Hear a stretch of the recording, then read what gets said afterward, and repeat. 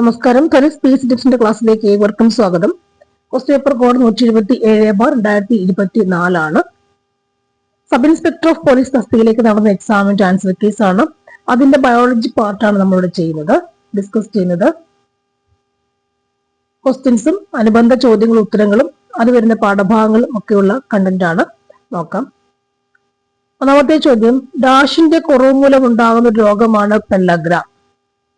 Options: ascorbic acid, riboflavin, thiamine, niacin. Answer niacin. നിയാസിന്റെ കുറവ് മൂലം ഉണ്ടാകുന്ന ഒരു രോഗമാണെന്ത്? പെല്ലാഗ്ര. നിയാസിന്റെ കുറവ് മൂലം ഉണ്ടാകുന്ന രോഗമാണെന്ത്? പെല്ലാഗ്ര. നിയാസിൻ എന്ന് പറഞ്ഞാൽ എന്താണ്? വിറ്റമിൻ B3 ആണ് നിയാസിൻ എന്ന് പറയുന്നത്. വിറ്റമിൻ B3 ആണ് നിയാസിൻ എന്ന് പറയുന്നത്. അതിന്റെ മറ്റൊരു പേരെന്താണ്? Nicotinic acid. നിയാസിൻ അല്ലെങ്കിൽ നിക്കോട്ടിനിക് ആസിഡ് അല്ലെങ്കിൽ vitamin B3. Niacin, nicotinic acid, B3. Nicotinic acid. Niacin അല്ലെങ്കിൽ നിക്കോട്ടിനിക് ആസിഡിന്റെ കുറവുകളുള്ള അസുഖമാണെന്ത്? പെല്ലഗ്ര എന്ന് പറയുന്നത്. നായ്ക്കളിൽ നിയാസിന്റെ കുറവ് മൂലം ഉണ്ടാകുന്ന ഒരു അസുഖം എന്താണ്? ബ്ലാക്ക് ടങ് ആണ്. ബ്ലാക്ക് ടങ്, കറുത്ത നാക്ക്, ബ്ലാക്ക് ടങ് ആണ്. ഓക്കെ. അസ്കോർബിക് ആസിഡ് എന്ന് പറഞ്ഞാൽ എന്താണ്? ഇവിടെ വിറ്റമിൻ സി ആണെന്ത്? Ascorbic acid. Ascorbic acid, vitamin C, അതിന്റെ ഡെഫിഷ്യൻസി മൂലം, അപര്യാപ്തത മൂലമുള്ള അസുഖം എന്താണ്? സ്കർവി ആണ്. Vitamin scurvy. C, scurvy. Okay. Thiamine എന്ന് പറഞ്ഞാൽ എന്താണ്? വിറ്റമിൻ B1 ആണ് തയാമിൻ എന്ന് പറയുന്നത്. വിറ്റമിൻ B1 ആണ് തയാമിൻ എന്ന് പറഞ്ഞാല്. അതിന്റെ കുറവുള്ള അസുഖം എന്താണ്? ബെറിബെറി ആണ്. B1 beriberi. എന്ത് ബി ഇല്ലേ? ബെറിബെറി ആണ് തയാമിന്റെ ഡെഫിഷ്യൻസി, തയാമിന്റെ അപര്യാപ്തത കൊണ്ടുള്ള അസുഖം. റൈബോഫ്ലെവിൻ B2 ആണ്. റൈബോഫ്ലെവിൻ B2 ആണ്. പാലിലും മുട്ടയുടെ മഞ്ഞയിലും ഒക്കെ അടങ്ങിയിരിക്കുന്ന പ്രോട്ടീൻസ് ആണ് എന്ത്? മാംസ്യമാണ് റൈബോഫ്ലെവിൻ എന്ന് പറയാ. പാലിന് മഞ്ഞ കളറൊക്കെ വരുവല്ലോ, ചെടയ്ക്ക് വരില്ലേ? അത് എന്താണ്? റൈബോഫ്ലെവിന്റെ സാന്നിധ്യമാണ്. അപ്പോ നിയാസിന്റെ കുറവുണ്ടാകുന്ന അസുഖം എന്താണ്? പെല്ലഗ്ര. അടുത്തത്, താഴെ പറയുന്നവയിൽ ഏതാണ് ആരോഗ്യ സൂചകം അല്ലാത്തത്? ആൻസർ വിവാഹ സൂചകങ്ങളാണ്. വിവാഹ സൂചകങ്ങൾ. അടുത്ത ക്വസ്റ്റ്യൻ, പ്രായപൂർത്തിയായ ഒരു മനുഷ്യരിടത്തിലെ ആകെ അസ്ഥികളുടെ എണ്ണം. പ്രായപൂർത്തിയായ ഒരു മനുഷ്യരിടത്തിലെ ആകെ അസ്ഥികളുടെ എണ്ണം എത്രയാണ്? ആകെ അസ്ഥികളുടെ എണ്ണം എത്രയാണ്? 206 ആണ് ആകെ അസ്ഥികളുടെ എണ്ണം. പ്രായപൂർത്തിയായ ഒരു മനുഷ്യരിടത്തിലെ അസ്ഥികളുടെ എണ്ണം എത്രയാണ്? 206 ആണ് അസ്ഥികളുടെ എണ്ണം. 126 + 81. 126 എന്ന് പറയുന്നത് അനുബന്ധ അസ്ഥികൂടങ്ങളും അക്ഷാസ്ഥികൂടങ്ങൾ 80 കൂടി ചേർന്നതാണ് എന്ത്? 206 അസ്ഥികൾ എന്ന് പറയുന്നത്. 126 + 80 ആണ്. അനുബന്ധ അസ്ഥികൾ 126ഉം അക്ഷാസ്ഥികൂടങ്ങൾ 80 ചേർന്നതാണ് എന്ത്? 206 അസ്ഥികൾ ആകെയുള്ളത്. അങ്ങനെയാണെങ്കിൽ നവജാത ശിശുക്കളിൽ കാണപ്പെടുന്ന അസ്ഥികളുടെ എണ്ണം എത്രയാണ്? നവജാത ശിശുക്കളിൽ കാണപ്പെടുന്ന അസ്ഥികളുടെ എണ്ണം എത്രയാണ്? 300 ആണ്. നവജാത ശിശുക്കളിൽ കാണപ്പെടുന്ന അസ്ഥികളുടെ എണ്ണം 300 ആണ്. അല്ലെ?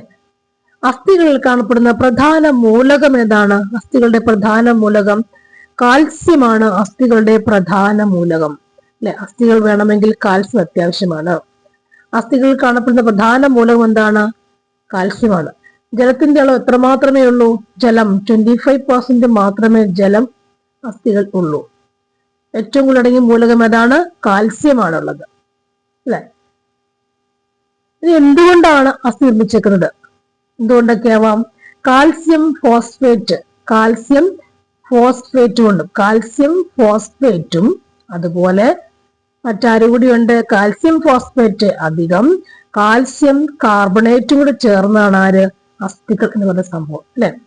അസ്ഥി നിർമ്മിച്ചിരിക്കുന്ന മൂലകങ്ങൾ അല്ലെങ്കിൽ സംയുക്തം എന്താണ്? അസ്ഥി നിർമ്മിച്ചിരിക്കുന്ന സംയുക്തം ഏതാണ്? കാൽസ്യം ഫോസ്ഫേറ്റും കാൽസ്യം കാർബണേറ്റും കൂടി ചേർന്നുണ്ടായിരിക്കുന്നതാണ് calcium phosphate and calcium carbonate.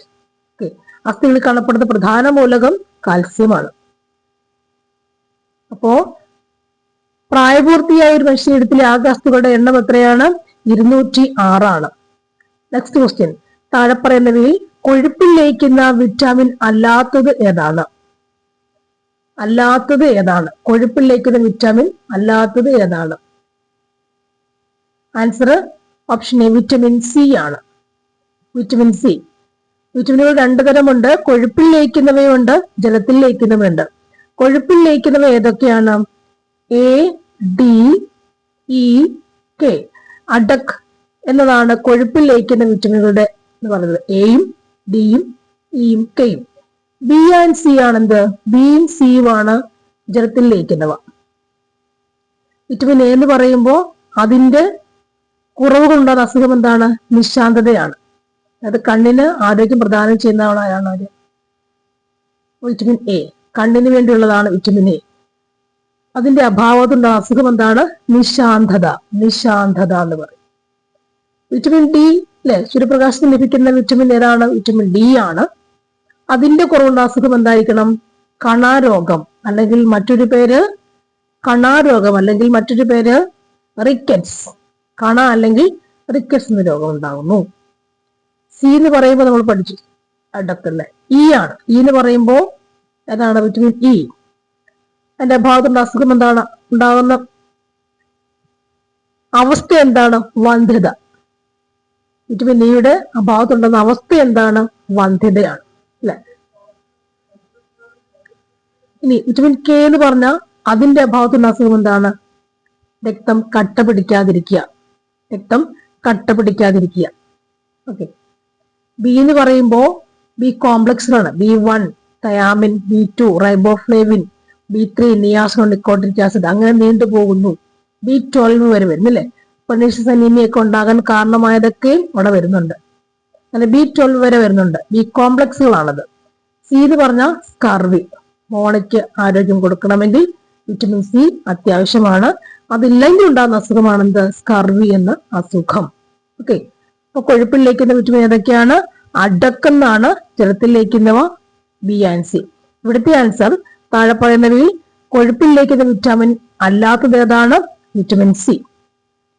അടുത്തത്, ഫൈലേറിയാസിന്റെ കാരണക്കാരനായ ജീവി ഏതാണ്? ഫൈലേറിയാസിന്റെ കാരണക്കാരനായ ജീവി ഏതാണ്? ഫൈലേറിയാസിസ് എന്ന് പറയുന്നത് എന്താണ്? ഇവിടുത്തെ ആൻസർ നമുക്ക് പറയാം. ആൻസർ ഉച്ചീറിയ ബാൻകോഫ്റ്റി. ഉച്ചീറിയ W ആണ്. ഉച്ചീറിയ W എന്നാ തുടങ്ങുക. ഉച്ചീറിയ ബാൻകോഫ്റ്റി ആണ് ഫൈലേറിയാസിസ് എന്ന രോഗത്തിന്റെ. ഫൈലേറിയാസിസ് എന്താണ്? മന്ത് രോഗം. മന്താണ് അല്ലെ. മന്ത് അസുഖം. മന്ത് ഉണ്ടാക്കുന്ന ആരാണ്? ഫൈലേറിയൽ വിരയാണ് മന്ത് രോഗം ഉണ്ടാക്കുക. ഫൈലേറിയൽ വിരയാണെന്ത്? മന്ത് രോഗം അല്ലെ. ഉച്ചീറിയ ബാൻകോഫ്റ്റി സയന്റിഫിക് നെയിമാണ്. ഉച്ചീറിയ ബാൻകോഫ്റ്റിന്റെ സയന്റിഫിക് നെയിമാണ്. ഓക്കെ. അപ്പോ ഫൈലേറിയാസിസ് എന്ന് പറഞ്ഞ മന്ത് എന്ന അർത്ഥം. അതിന്റെ ഉണ്ടാക്കുന്ന ജീവി ഏതാണ്? ഫൈലേറിയൽ വിരയാണ്. ആ വിരയുടെ സയന്റിഫിക് നെയിമാണ്, പേരാണെന്ത്? ഉച്ചീറിയ ബാൻകോഫ്റ്റി. അതായത് ഈ പേര് എല്ലാ ലോകത്തെമ്പാടുമുള്ള ആൾക്കാരും, സയന്റിഫിക് ആയാലും റിസർച്ചുകളായാലും എല്ലാവർക്കും കോമൺ ആയിട്ട് എല്ലാവർക്കും അറിയാവുന്ന ഒരു പേര് എന്താണ്? ഉച്ചീറിയ ബാൻകോഫ്റ്റി എന്നാണ് ഫൈലേറിയൽ വിരയെ അറിയപ്പെടുക. ആ സയന്റിഫിക് നെയിം ഉദ്ദേശിക്കുക. അപ്പോ ഫൈലേറിയാസ് എന്ന് പറഞ്ഞാൽ മന്താണ്. അതിന്റെ ജീവി ഫൈലേറിയൽ വിരയാണ്. സയന്റിഫിക് നെയിമാണ് ഇത് ഉച്ചീറിയ ബാൻകോഫ്റ്റി എന്ന് പറയുന്നത്. ഇനി മന്ത് എവിടെയാണ് ബാധിക്കുക? ലിംഫ് ഗ്രന്ഥികളെ ബാധിക്കുന്ന അസുഖമാണ് ഫൈലേറിയാസിസ്. ലിംഫ് ഗ്രന്ഥികളെ ബാധിക്കുന്ന അസുഖം. അതുകൊണ്ട് മന്ത് ഓർത്തിരിക്കുക എന്ന് പറയില്ലേ. ലിംഫ് ഗ്രന്ഥികളെ ബാധിക്കുന്ന അസുഖമാണ് ഫൈലേറിയാസിസ്. ഈ രോഗം പരത്തുന്നത് ആരാണ്? വ്യാപിപ്പിക്കുന്ന ആരാണ്? ക്യൂലെക്സ് പെൺകൊതുകൾ.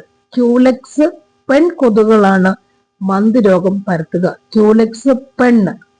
ക്യൂലെക്സ് പെൺകൊതുകളാണ് മന്ത് രോഗം പരത്തുക. ഓക്കെ. ഇത് ചികിത്സയ്ക്ക് ഉപയോഗിക്കുന്ന ഔഷധം ഒരു വലിയ പേര് ഡൈഈഥൈൽ കാർബമൈൽ സിട്രേറ്റ്. ഒരു എക്സാമിൽ ചോദിച്ചിട്ടുള്ള ചോദ്യമാണത്. ഡൈഈഥൈൽ കാർബമൈൽ സിട്രേറ്റ് എന്ന് പറയും. അപ്പോ ഫൈലേറിയാസിന്റെ കാരണക്കാരനായ ജീവി ആരാണ്? ഉച്ചീറിയ ബാൻകോഫ്റ്റി എന്ന് പറഞ്ഞ ഫൈലേറിയൽ വിരയാണ്. ഓക്കെ. അടുത്തിവിടെ പ്ലാസ്മോഡിയം വൈവാക്സ്. അതൊരു പ്രൊട്ടോസോവൻസ് ആണ്. അതിന്റെ ഉണ്ടാക്കുന്ന അസുഖം ഏതാണ്? മലേറിയ ആണ്. മലേറിയ ഉണ്ടാക്കുന്ന അസുഖമാണ് പ്ലാസ്മോഡിയം വൈവാക്സ്. എപ്പോഴും ചോദിക്കുന്ന ചോദ്യമായിരുന്നു എക്സാമിന് PSC. പ്ലാസ്മോഡിയം വൈവാക്സ് മലേറിയ ഉണ്ടാക്കുന്ന ജീവിയാണ്.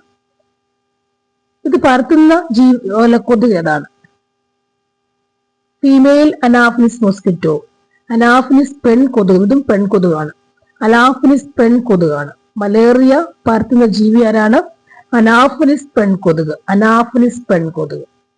അനാഫിലിസ് പെൺകൊതുക്. അനാഫിലിസ് പെൺകൊതുക്. ഇത് കൊതുകാണ്. ഇത് കൊതുക് കേട്ടോ. അനാഫിലിസ് പെൺകൊതുക്. അനാഫിലിസ് പെൺകൊതുക്. പ്ലാസ്മോഡിയം വൈവാക്സ് ഉണ്ടാക്കുന്ന അസുഖം അല്ലെ, ഫോട്ടോസോവനാണത്.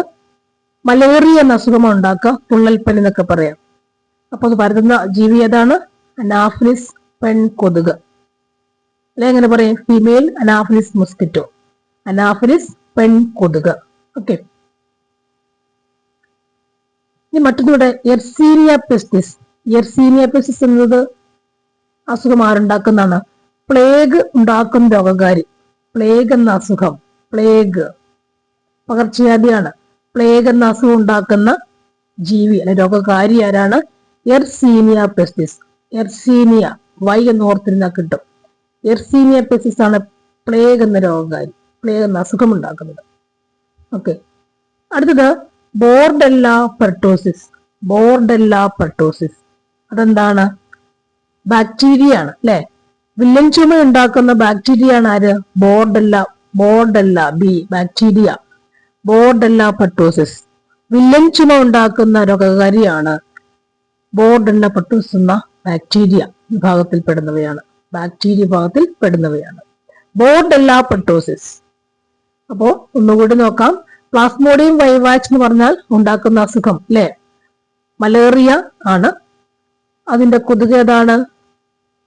അനാഫിലിസ് പെൺകൊതുകുകൾ. ഉച്ചീരിയ ബാങ്കോഫ്റ്റി ഫൈലേറിയസിന് കാരണക്കാരിയായ ജീവിയാണ് ഉച്ചീരിയ ബാങ്കോഫ്റ്റി. മന്ത് എന്ന അസുഖം, അതിന്റെ കൊതുകാരാണ്? ക്യൂലെക്സ് പെൺകൊതുകാണ് ഉണ്ടാക്കുക. ക്യൂലെക്സ് പെൺകൊതുക്. എർസീനിയ പെസ്റ്റിസ് പ്ലേഗ് ആണ്. ബോർഡെല്ല പെർട്ടോസിസ് എന്താണ്? ബോർഡെല്ല വില്ലൻ ചുമ ഉണ്ടാക്കുന്ന രോഗകാരിയാണ് ബോർഡെല്ല പെർട്ടോസിസ്. ഓക്കെ. അടുത്തത് കൊറോണറി രോഗം, ഹൃദ്രോഗം തടയുന്നതിന് ശുപാർശ ചെയ്ത ഭക്ഷണക്രമത്തിൽ താഴെ പറയുന്ന ശരിയല്ലാത്തത് ഏതൊക്കെയാണ്? ആൻസർ ഓപ്ഷൻ എ ആണ്. ശരിയല്ലാത്തത് എന്താണ് ഇവിടെ? ഉപ്പിന്റെ അളവ് പ്രതിദിനം 10 ഗ്രാമായി കുറയ്ക്കുക. കൊറോണറി ഹൃദ്രോഗത്തിന് ഡോക്ടർ കൊടുക്കുന്നത് മൊത്തം ഊർജ ഉപയോഗത്തിന്റെ 10% താഴെയുള്ള പൂരിത കൊഴുപ്പിന്റെ ഉപയോഗം പരിമിതപ്പെടുത്തുക, സങ്കീർണമായ കാർബോഹൈഡ്രേറ്റ് ഉപയോഗത്തിൽ വർധനവുണ്ടാക്കുക, മൊത്തം കഴിക്കുന്നതിന്റെ 20-30% കൊഴുപ്പിന്റെ അളവ് കുറയ്ക്കുക. കൊറോണറി ഹൃദ്രോഗം, കൊറോണറി ധമനി എന്താണ്? കൊറോണറി ധമനി എന്ന് പറഞ്ഞാല് ഹൃദയഭിത്തിക്ക് കൊറോണറി ധമനി കേട്ടോ. കൊറോണറി ധമനി എന്ന് പറഞ്ഞാൽ, ധമനി എന്ന് പറഞ്ഞാൽ ശുദ്ധരക്തം വഹിക്കുന്ന രക്തക്കുഴലാണ് ധമനികൾ. ശുദ്ധരക്തം വഹിക്കുന്ന രക്തക്കുഴലാണ് ധമനികൾ. കൊറോണറി ധമനി എന്താണ്? ഹൃദ്രോഗം, ഹൃദയഭിത്തിക്ക് രക്തം കൊടുക്കുന്ന, ഹൃദയഭിത്തിക്ക് രക്തം പ്രദാനം ചെയ്യുന്ന ധമനികളാണ് കൊറോണറി ധമനി. ഹൃദയഭിത്തിക്ക് രക്തം പ്രദാനം ചെയ്യുന്ന ധമനികളാണ് കൊറോണറി ധമനികൾ എന്ന് പറയുന്നത്. ഉപ്പെന്ന് പറയുമ്പോൾ എന്തായിരിക്കും? എപ്പോഴും രക്തസമ്മർദ്ദം BP വർദ്ധിക്കാൻ കാരണമാകുന്ന ഒരു ഭക്ഷണ ഘടകം. ക്രമത്തിൽ കൂടുതൽ ഉപ്പ് കഴിച്ചാൽ, പതിവായി കഴിച്ചാൽ, ക്രമത്തിൽ കൂടുതൽ അരുചിയായിട്ട് അല്ലെ ഒരുപാട് കഴിച്ചാൽ, പതിവായി ഒരുപാടധികം കഴിക്കുമ്പോൾ രക്തസമ്മർദ്ദം ഉണ്ടാകാം. രക്തസമ്മർദ്ദം വർദ്ധിക്കാൻ കാരണമാകുന്ന ഭക്ഷണ ഘടകമാണ് ഉപ്പ് എന്ന് പറയുക. കൊറോണറി ധമനി എന്താണ്? ഹൃദയഭിത്തിക്ക് രക്തം പ്രദാനം ചെയ്യുന്ന ധമനികളാണ്, രക്തം കൊടുക്കുന്ന ധമനികളാണെന്ന് കൊറോണറി ധമനികൾ എന്ന് പറയുക. കൊറോണറി ധമനികൾ അവരാണ് അല്ലെ. അങ്ങനെയാണ് ഹൃദ്രോഗം. ഹൃദ്രോഗം എന്ന് പറയുമ്പോൾ രക്തക്കട്ടകള് കൊറോണറി ധമനിയിൽ എത്തിയാൽ എന്ത് സംഭവിക്കാം? ഹൃദയാഘാതം ഉണ്ടാകാം. അതാണ് കൊറോണറി ഹൃദ്രോഗം ഇവിടെ പറയുമ്പോൾ ഓർത്തിരിക്കേണ്ട ഒരു പോയിന്റ്. രക്തക്കട്ടകൾ കൊറോണറി ധമനിയിൽ എത്തിയാൽ സംഭവിക്കുന്നത് ഹൃദയാഘാതമാണ്. കൊറോണറി ധമനി എന്ന് പറയുമ്പോൾ എന്താണ്? ഹൃദയഭിത്തിക്ക് രക്തം കൊടുക്കുന്ന ധമനിയാണ്. അവിടേക്ക് രക്തക്കട്ട എത്തുമ്പോൾ എന്തായിരിക്കണം? ഹൃദയാഘാതം ഉണ്ടാകുക. ഹൃദയാഘാതമാണ് ഉണ്ടാവുക. ഓക്കെ. അടുത്ത 2024 ലോകാരോഗ്യ ദിന തീം എന്താണ്? ലോകാരോഗ്യ ദിന തീം എന്താണ്? ആൻസർ മികച്ചതും ആരോഗ്യകരവുമായ ഒരു ലോകം കെട്ടിപ്പടുക്കുന്നു. മികച്ചതും ആരോഗ്യകരവുമായ ഒരു ലോകം കെട്ടിപ്പടുക്കുന്നതാണ്.